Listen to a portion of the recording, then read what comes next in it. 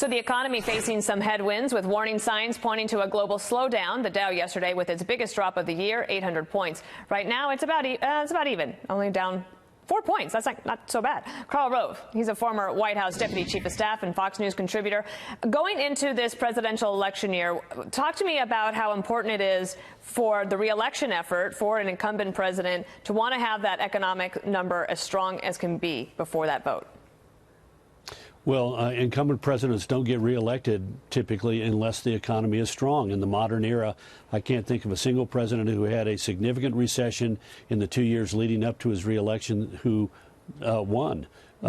Typically, you want to have the bad economic news to be in your first and second year of your first term and to have the economy recovering and growing in years 3 and 4. So very important for the president. We've consistently seen that his approval on the economy, he's always been right side up. That is to say, his approval number has been higher than his disapproval number on the handling of the economy. And the gap between his overall approval and the economy has always seen his number on the economy much higher than his overall approval number. I actually had them put, because you're also a historian, I had them pull a couple of numbers just to show the unemployment number for past presidents in the year before they were reelected. Reagan was at 8.5%. Re-election month, it was 7.2%. So you could see, like in that election, of course, he won by a landslide, winning 49 states. We know Bill Clinton won again. Bush in 2004 won again. And Obama showed a lot of improvement. So I'm sure the president is paying a lot of attention to that. Is there anything you think he should be saying to reassure people? Well, there are strong parts of our economy, and he needs to recognize that people are nervous, but he also has a responsibility to sort of remind them that that we're in pretty good shape today. You mentioned unemployment. Wages are rising, unemployment low, consumer confidence high. In fact, there's a disconnect between today in America between consumers. We saw some numbers yesterday and again today that are strong on the consumer front. People are buying things. But there is a gap, and that's a big part of our economy, nearly 70% of our economy. But there's a gap between the consumer attitudes and the attitudes of business leaders who are pulling back on investment, and investment ultimately is another big driver of the economy. And it's a lagging indicator. Yeah. A lagging indicator. Let me also ask you something else. Beto O'Rourke, he is getting back on the campaign trail. He had a little bit to say this morning. Take a listen to this. There have even been some who've suggested that I stay in Texas and run for Senate. But that would not be good enough for this community. That would not be good enough for El Paso. That would not be good enough for this country. We must take the fight directly to the source of this problem, that person who has caused this pain and placed this country in this moment of peril, and that is Donald Trump. Your thoughts, Karl? I have to say, I did think that he might decide to run for Senate in Texas, but it doesn't sound like that is what Beto O'Rourke plans to do. No, Mr. Robert Francis O'Rourke has his eye on the White House, and that's where he's going to stay. But just think about what he just said. He just called the sitting president of the United States, an accomplice in a mass murder.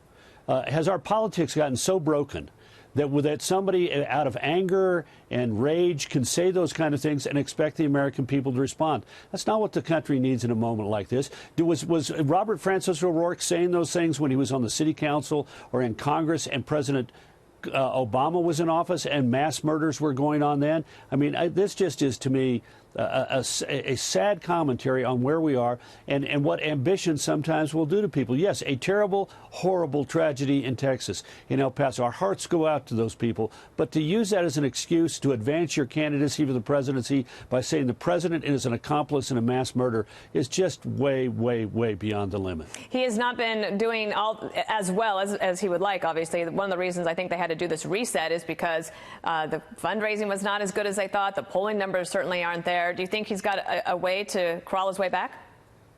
Well, look, I've been in the minority. I thought he was an atrocious candidate when he ran for the United States Senate. I thought he got that close, one, because his opponent was unpopular, and two, because the sitting incumbent, Ted Cruz, let Robert Francis O'Rourke go around the state for a year and a half saying things like in June of 2018, coming out for impeachment of the president, endorsing Medicare for all, universal basic wage, $1,000 check to everybody every month, and without responding. So he was a way that people could cast a comfortable protest vote against Ted Cruz, and they did. Ted Cruz ran behind the the rest of the Republican ticket, all the way down to and including the Republican candidate for railroad commissioner of all things in Texas. So I thought that he was overrated, and his presidential campaign has only served to confirm in my mind that he was overrated in that campaign. So best of luck to him. He's going to try a restart here.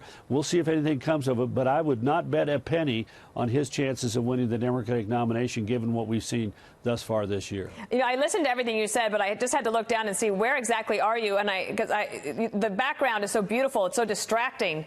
But I heard what you said. You're in Aspen, Colorado, a beautiful place. Beautiful place, but and as Coloradans, we like this place, don't we? We do. Karl or Rove. former Coloradans. Thank you. Thank you, Dana.